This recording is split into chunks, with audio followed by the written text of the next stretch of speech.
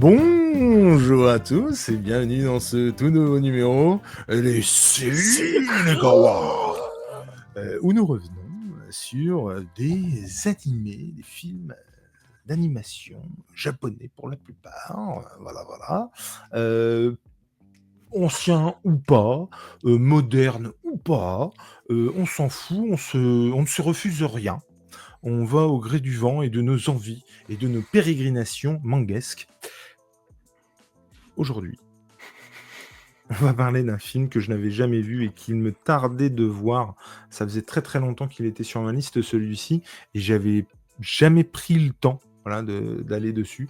Je suis très content de voir ça avec toi, mon cher Nico. Comment tu vas? Eh ben, ça va très bien. Très content de pouvoir parler de cet animé. Alors, vous l'avez vu dans le titre, hein, et puis sur la vignette de présentation sur YouTube. On va parler Tout à fait. d'un animé qui s'intitule Steam Boy. Tout à fait. Et comment dire, ça va. Ça va bien. Je savais pas où j'allais. Ça va. Écoute, ça va. Voilà, ça pourrait être bien. Qu'est-ce que vous voulez que je vous dise? Ça va, tout va bien. Je ne savais pas où j'allais du tout avec cette phrase. Tout va bien. Et toi, comment ça va? Et toi, du coup? Moi, ça va pas mal.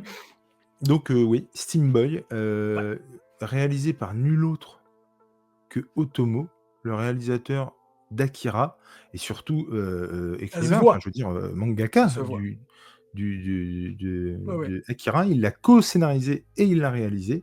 Ça se voit, Et moi, personnellement, ça n'engage que moi. Avant ça, déjà, je vais vous dire un truc sûr. Tu vois, un truc là, je veux pas m'aventurer. Un truc sûr. Abonnez-vous. Mettez la cloche et surtout des pouces. Des pouces. Et essayez de taquiner l'algorithme de YouTube pour mettre la saucisse du manga saucisse en fait. Ouais, parce que je crois que ça fait à peu près depuis 2018 qu'on a la chaîne je crois. Qu'on n'est pas foutu de dire ça avant. En fait, on le fait tout à la fin, où les gens sont plus là du tout. Des fois, on le fait pas non plus. Des fois, on le fait pas du tout. On oublie. Des fois, Léna nous rappelle de le faire. Ah, c'est ça. C'est ça qui est... Toujours est-il que quoi? Ouais. Toujours est-il, un petit lapin, que effectivement, Steam Boy, déjà tout était fait pour me plaire, parce que steampunk. Mais oui. Déjà. Mais oui, mais moi c'est pareil. Et en plus, je trouve vraiment que c'est plus qu'un hommage au steampunk, c'est-à-dire que toute l'histoire est concentrée autour de la vapeur. Tu vois, enfin, c'est vraiment. Et là, c'est vraiment, on porte le truc. Et en fait, c'est tellement à la fois différent et la vibe Akira, c'est assez ouf en fait de faire aussi différent et en même temps, il y a des Roland. Ça, pas le prénom, il n'y a pas de Roland du tout dans le truc en fait, mais voilà, des Roland de Otomo. Moi, j'ai adoré, vraiment. J'ai trouvé l'histoire ouf, l'animation incroyable. Le personnage, je trouve qu'il est hyper attachant, ce qui n'était pas gagné au début d'ailleurs. Le côté steampunk, mais bordel, c'est pas qu'on le retrouve, c'est que je suis dingue en fait de pas l'avoir vu avant. En fait, il y a des côtés aussi Rocketeer, alors que je n'ai absolument pas vu le film. C'est un truc qui manque à ma culture. Il faut vraiment que j'y remédie. Mais ouais, j'ai vraiment beaucoup aimé. On va vous faire le pitch, évidemment. Il y aura une zone sans spoil, une zone spoil. Ne vous inquiétez pas. Mais c'est vraiment un truc... déjà, on peut dire tout de suite, c'est une uchronie. Ah bah là, on est dans... De toute façon, le steampunk... Déjà, le steampunk. Et l'Uchronie, de toute façon, c'est étroitement lié, parce que il me semble que l'Uchronie a commencé avec le steampunk et inversement proportionnel. Ok. Enfin, je sais pas, au niveau de la littérature, déjà, c'est Jules Verne, déjà, qui a instauré ça, l'Uchronie, même si... Enfin, il me semble, en tout cas, le steampunk, c'est étroitement lié, en tout cas, les deux genres. C'est, quand on parle d'Uchronie, on pense tout de suite à steampunk et inversement. Je veux dire, et moi, c'est deux genres, en tout cas le steampunk et l'Uchronie, que je kiffe, mais d'une manière... Moi, je sais pas si j'en avais déjà parlé sur ce manga aussi chez nous, mais j'avais vu le film Avril et les mondes truqués, Ouais. donc qui se passe aussi dans la même époque, mais en France, à l'époque napoléonienne ou Napoléon Alors, pas la III. même époque, du coup. Alors si, parce qu'on est dans l'Angleterre victorienne, là, ici, donc on est Effectivement, t'as carrément... raison. Autant pour On moi. est, on est 19... Bah, de toute façon, le steampunk de toute façon prend place Oui, au 19e siècle, c'est ça. là où il y a eu les débuts de la locomotive à Si, vapeur, 1800, etc. ouais, c'est ça. C'est ça, ouais, ouais, ouais. Et déjà, ça m'avait fait kiffer énormément ce dessin animé, cet animé, Avril et les mondes truqués. Et j'ai retrouvé un peu de cet animé dans Steam Boy. Et ouais, moi, ce genre, j'adore. Enfin, on avait déjà eu le cas dans, je sais plus, on avait lu un truc, c'est Paria, qu'on avait lu aussi, Ouais, un comics de chez chez Comics Comics Initiative, ouais. Initiative. Ouais, qui prend place dans cette période-là. Et moi, j'adore parce qu'en fait, si les possibilités sont infinies de nous proposer n'importe quelle avancée technologique via la vapeur, puisque bah, c'est une autre branche de l'histoire. C'est pas du tout l'histoire. Enfin, je m'embrouille là, mais je trouve que c'est un des meilleurs genres que j'ai été amené à lire ou à voir, le steampunk, parce que ça entrevoit en plus plein de possibilités, ouais, comme je dis. Il y a énormément de personnages de la pop culture qui sont sortis de ce genre, qui sont encore aujourd'hui en haut de l'affiche, quoi. Et c'est top, c'est très très bon. Très, très bon. Puis ce côté uchronique, c'est-à-dire Ouais. vraiment de pas avoir trouvé une autre technologie. J'étais sur dire techno, mais en même temps technologique. Longerie. Voilà, qui est basé sur la vapeur, c'est hyper graphique, Ouais. et c'est ça qui est chouette aussi, c'est que vraiment ça donne une autre allure au truc. C'est déjà un truc qui est hyper reconnaissable. Et là, en fait, comme je le disais, ça tourne. L'histoire est vraiment centrée sur la base du steampunk, à savoir la vapeur. Et effectivement, on est, voilà, comme tu le disais, dans une Angleterre du 18e siècle, du 19e siècle, pardon, où on a un personnage, Monsieur Steam, j'ai envie de dire, Ouais, le c'est ça. garçon Steam. Ça aussi, c'est fou, quoi. C'est donc un gamin qui s'appelle Steam, qui s'appelle Ray, qui a un père et un grand-père qui sont chercheurs, professeurs, en tout cas, Moi, c'est ça, ouais. qui vraiment sont dans la mécanique et dans tout ce qui est justement vapeur, énergie, tout ça. Et ils ont trouvé, je crois que c'est en Islande, si je dis pas de Il me bêtises, semble, ouais. mais en tout cas dans des cavernes, ils ont trouvé un espèce de liquide qui améliore l'énergie et qui donne une pression qu'on n'avait jamais vue jusqu'ici. Et en fait, le gros problème avec la vapeur, c'est qu'il faut vraiment redoubler d'efforts et de matériaux premiers pour avoir une énergie qui peut perdre au fur et à mesure tout en apportant de la pression. Alors que là, effectivement, avec ce liquide révolutionnaire, il n'y a aucune perte d'énergie et il y a une puissance qu'il n'y avait pas jusqu'ici, quoi.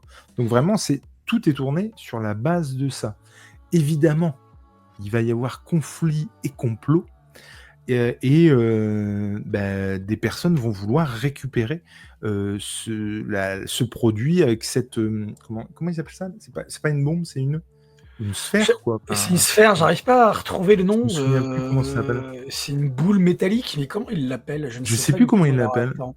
Et en fait, il y a, parallèlement à ça, des gens qui ont investi là-dedans. Et pas pour rien, autant vous le dire, hein. Ça, c'est pareil, hein. Les grandes firmes, qu'elles soient françaises, américaines, quoi qu'elles soient, hein, si on investit, c'est qu'on veut un retour sur investissement, par contre, hein. Et on veut s'en servir pour des trucs plus ou moins propres, on va pas se mentir. Et alors moi, en tant que représentant des arts plastiques et des arts appliqués, ce que j'ai beaucoup apprécié aussi, c'est que j'ai évidemment très souvent entendu parler de l'exposition universelle, qu'elle soit à Paris ou qu'elle soit à Londres, avec le Crystal Palace. Bon, bah là, on le voit en long, en large et en travers. Donc ça, c'est très très chouette. Si je dis pas de conneries, je crois qu'on est en 1866, et je crois que cette année-là, dans la vraie vie, il n'y en a pas eu. Si je dis pas de bêtises, hein, attention, hein, c'est information, j'ai pas été revérifié.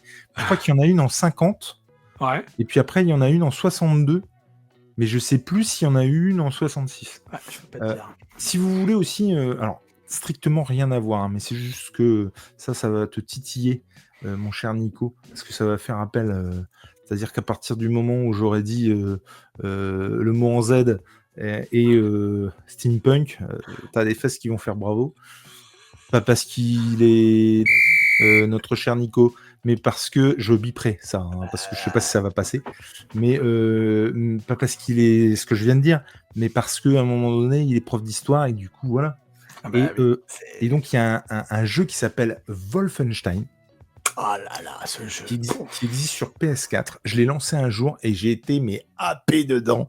C'est un truc. Et là encore, c'est du steampunk, mais à cette sauce-là, à cette sauce bourrine à gogo. Et j'ai adoré ce jeu sur PS4. Ça s'appelle Wolfenstein New Order.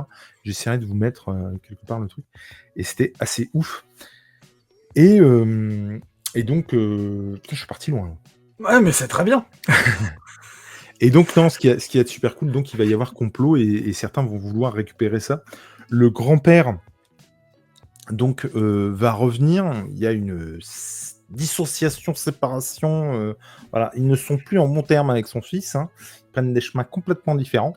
Et en gros, l'idée, ça va être d'essayer de planquer cette sphère qui a le produit pour éviter d'aller jusqu'au bout du processus.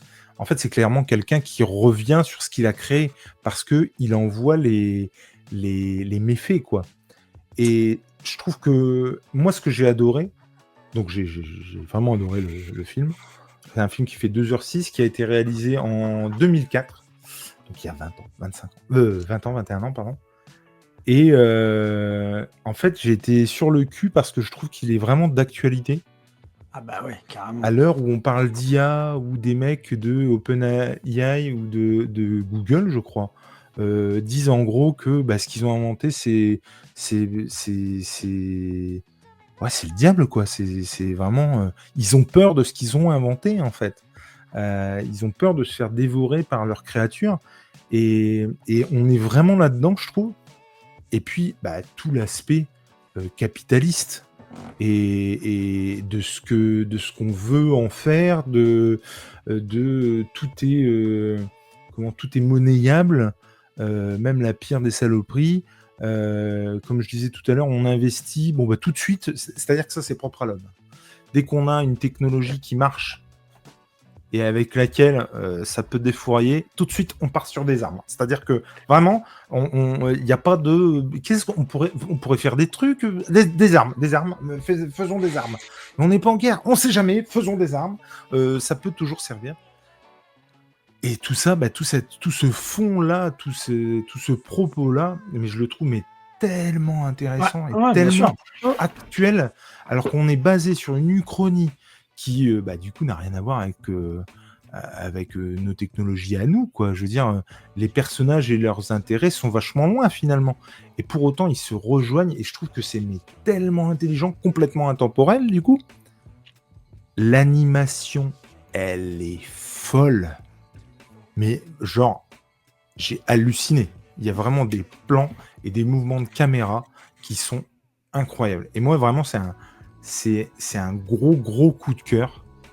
Et je te laisse enchaîner avec ça parce que je sais que tu as des choses à redire, mon cher. Oui, non, pas grand chose à redire, mais tout ce que tu as dit, je corrobore tout à fait. L'animation, moi j'ai pris. Je me suis rendu compte par rapport à l'animation que j'étais face à quelque chose de génial par rapport aux ombres. Je sais pas si tu te rappelles cette scène à un moment donné. Tu as un personnage, je ne sais plus lequel. Alors ça va pas t'aider plus. Mais on voit ces ombres au sol. Et c'est, comment dire, alors je veux dire, c'est comme si on avait quelque chose qui était filmé, quoi. C'est tellement réaliste. C'est tellement... Puis ouais, on en prend plein les yeux. L'animation est folle, comme tu dis. Il y a des mouvements de caméra de malade. Tout est hyper badass, tout est hyper chiadé, tout est crédible, hyper crédible. J'en ai pris plein les yeux.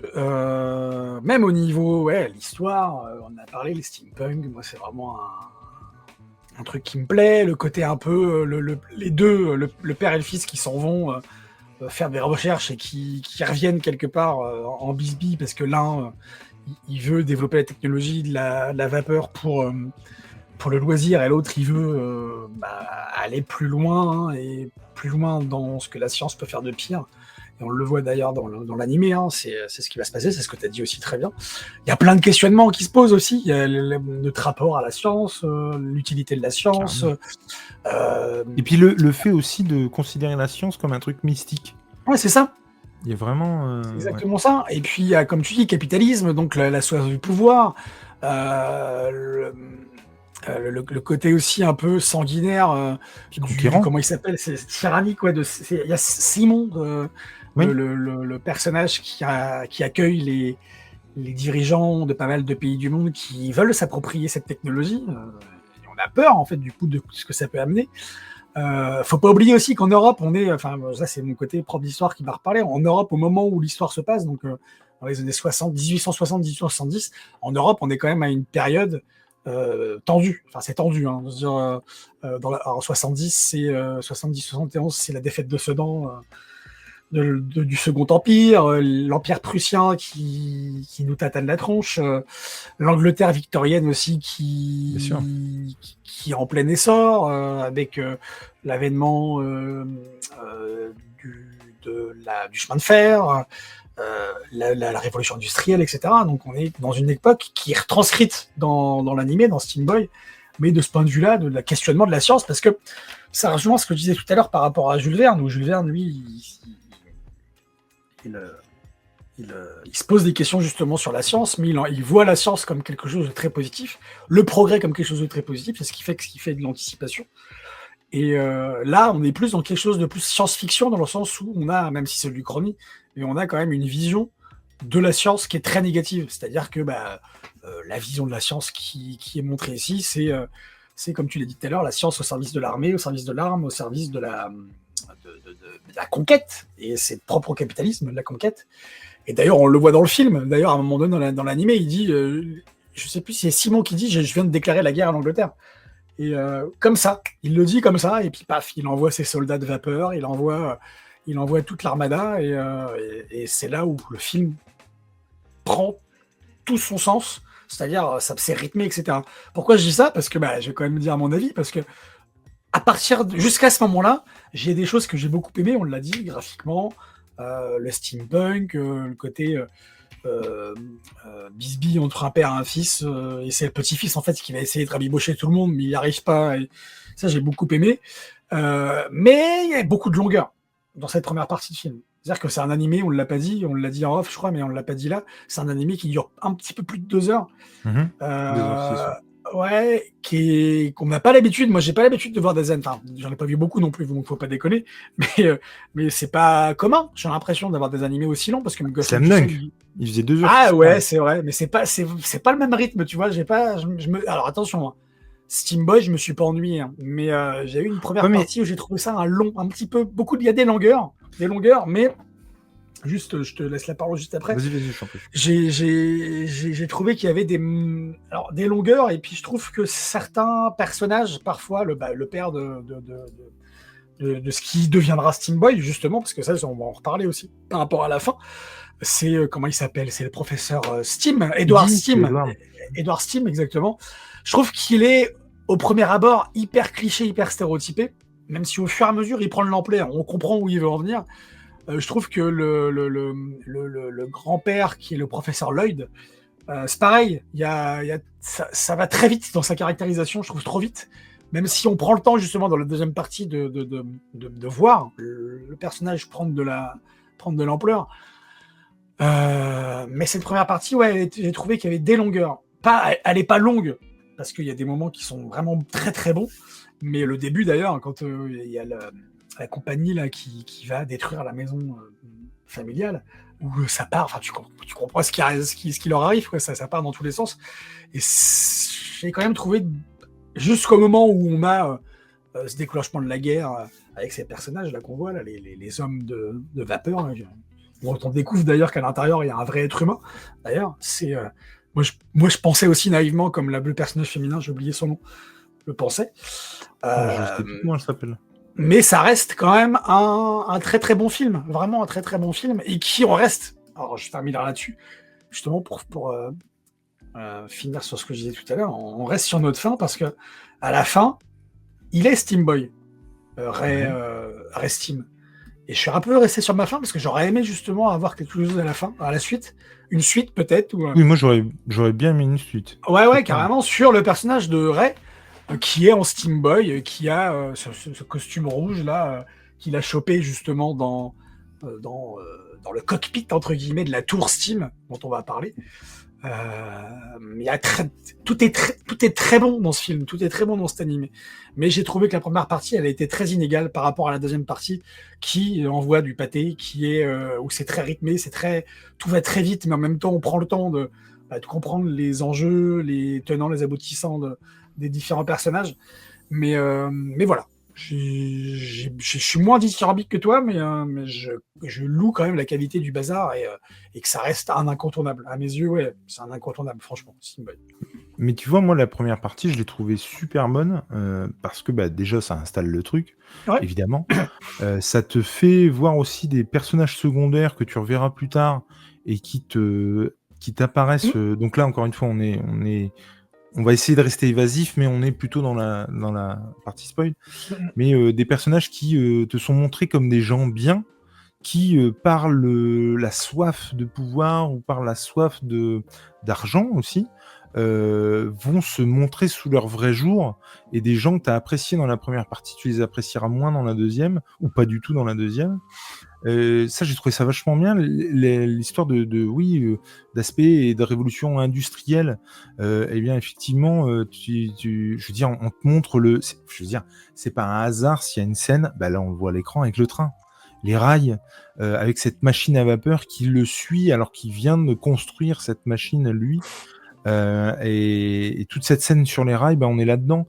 Et en fait, j'aime bien aussi montrer la machine dans cette première partie avec un truc vraiment mécanique à piston, où même un gamin en resserrant 2-3 boulons, en connaissant la machine évidemment, arrive à la dompter. Puisqu'on a une scène au tout début du film où il y a une machine qui s'emballe, et déjà là, on sent le pouvoir, on sent la soif d'argent, c'est-à-dire ils ont failli se faire ravager par la machine qui s'est emballée. Le patron leur dit, vous vous remettez au boulot, et puis les trucs qui sont pétés, ce sera retenu sur votre salaire, quoi. Alors qu'ils viennent quand même de sauver l'entreprise, tu vois. Et c'est le gamin d'ailleurs qui fait ça. Et donc on est aussi dans c'est pas l'exploitation des gamins, enfin je veux dire, les gamins travaillent à cette époque-là, enfin voilà. Et je trouve qu'il y a vraiment une critique qui est hyper bonne, pas dans le sens c'est bien, dans le sens qui est finement joué, je trouve.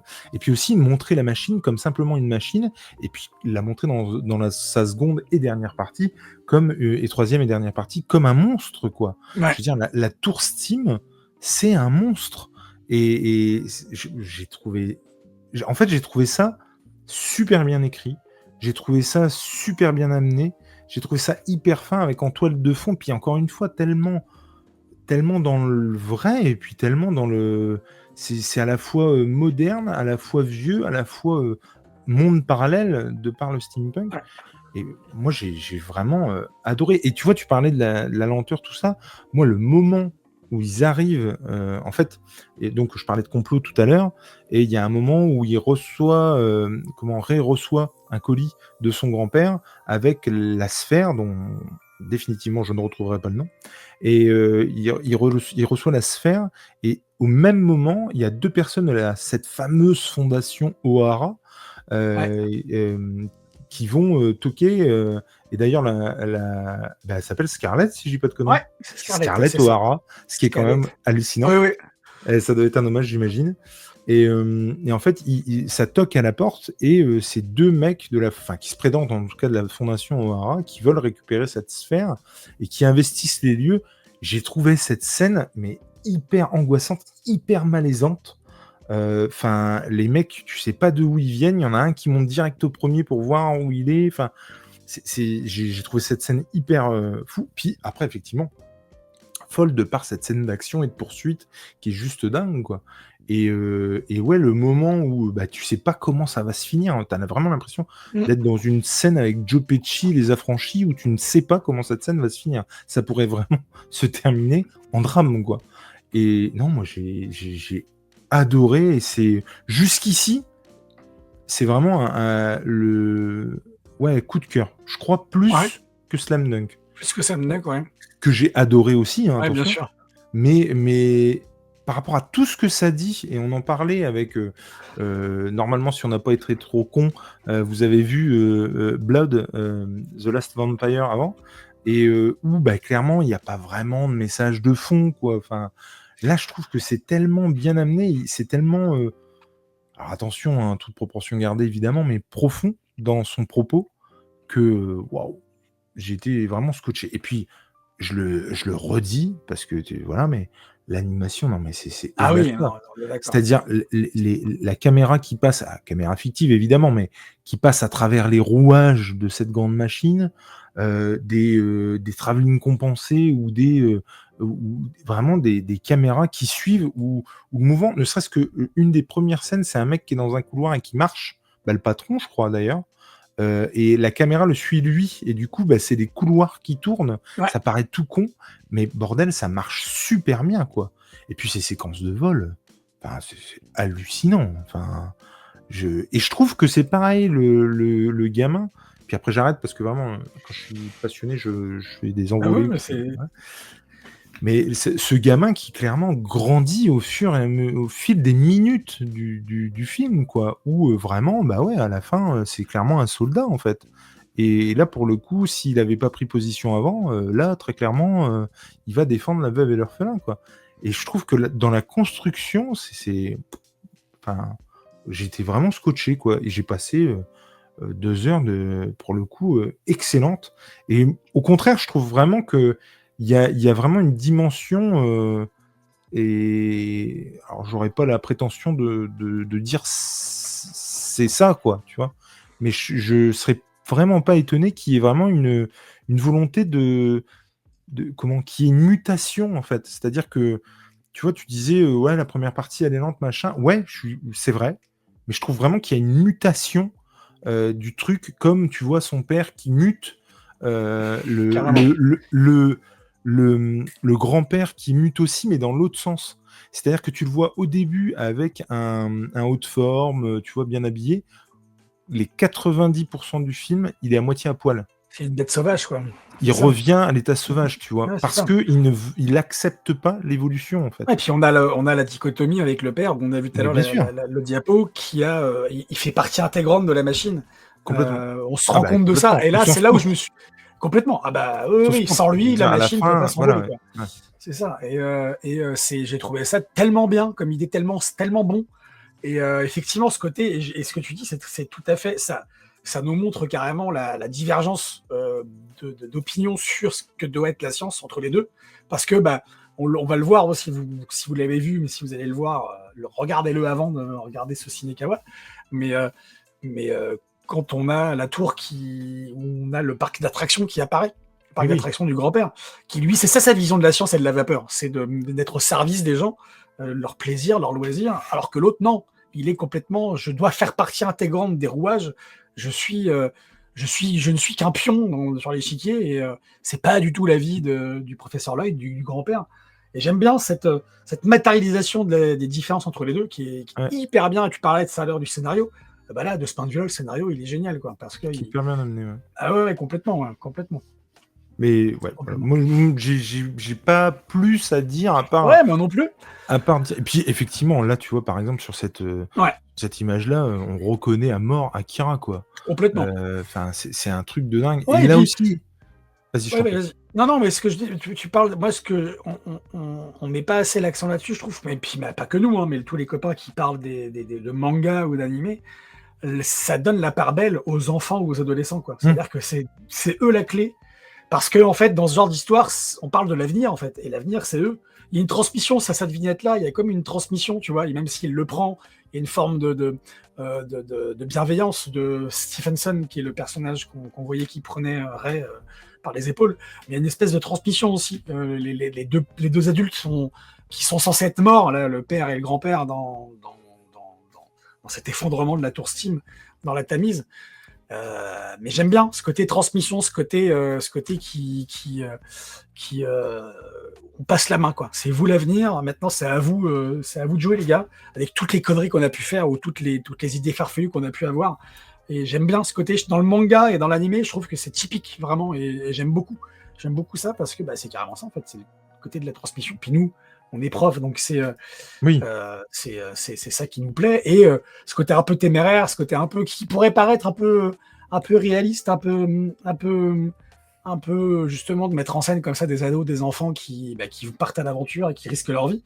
Mais justement, je trouve que c'est ça qui donne au message une ampleur encore plus forte et encore plus intéressante, je trouve. Et ça que j'aime. C'est pour ça aussi que les mangas et les animés me plaisent de plus en plus, parce que on l'aperçoit pas comme ça dans les autres médiums qu'on a, que ce soit le comics ou le BD franco-belge. Je trouve que là, voilà. Et j'ai pas l'impression que ce soit un truc qui est tiré d'un manga en plus, tu vois. C'est vraiment c'est un truc original, ouais, vraiment, et c'est encore plus fort parce que d'habitude, comme tu le dis, les animés, c'est tiré d'un manga comme Slam Dunk et d'autres, Akira, etc. Et j'ai hâte qu'on parle d'Akira aussi, parce que voilà. Mais tu vois, clairement, je me souviens en fait, parce que il est passé au cinéma, Steam Boy, et je me souviens avoir vu l'affiche, tout ça, et je regrette tellement de ne pas l'avoir vu au cinéma. Akira non. Steam Boy. Steam Boy. Parce qu'Akira, on était peut-être trop petit pour le voir au cinéma, non? Ouais. Il me semble, ouais. Mais du coup, moi vraiment, ça a été vraiment une claque. Je m'attendais pas à aimer autant. Alors, si je l'ai mis dans la liste, c'est pas un hasard, tu vois. Mais je m'attendais vraiment pas à aimer autant. Et non, vraiment une super expérience. Et puis, le steampunk, c'est toujours un prétexte à redesigner des choses, en fait. Et ça marche mais tellement. Ouais, et puis c'est pas déconnant ce que tu dis quand tu dis que tu aurais aimé le voir au cinéma, parce que moi j'aimerais bien justement, là ça me donne envie d'aller voir des animés au cinéma, quoi. On parle de voir ce qui sort, et puis d'aller voir, puis de faire un ciné-kawa des manches, tu vois, ou un truc comme ça. Ça peut être drôle. Mais et ouais, carrément.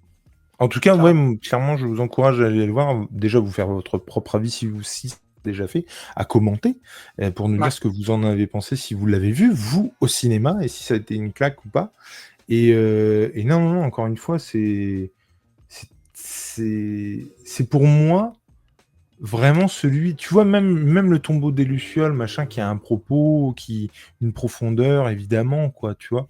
Je trouve que là, vraiment, le propos est d'une intelligence, et je trouve vraiment qu'il est au-dessus de tout ce qu'on a vu jusqu'ici, pour moi. Ouais, je suis d'accord avec toi. Moi, le bémol que je mettais, c'était par rapport à la lenteur du début.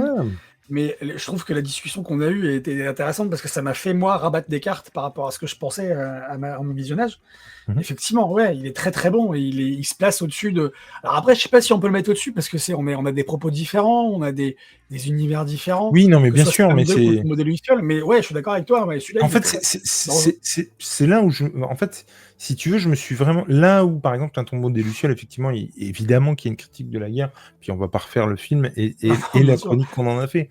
Mais je trouve que là, il y a vraiment une construction d'un propos, une volonté de faire passer une idée, une volonté de faire passer des émotions, des infos. Enfin, encore une fois, j'ai tout autant aimé l'autre, si tu veux, mais là, je trouve qu'il y a vraiment une intelligence. Je me suis dit, putain, mais waouh, la pureté du truc est assez folle. Et ouais, très très chouette. Ah ouais, je suis d'accord avec toi, de ce point de vue-là, carrément. Mon cher Nico, avant de se quitter, se faire une bise, et puis se dire à la prochaine pour un ciné-kawa.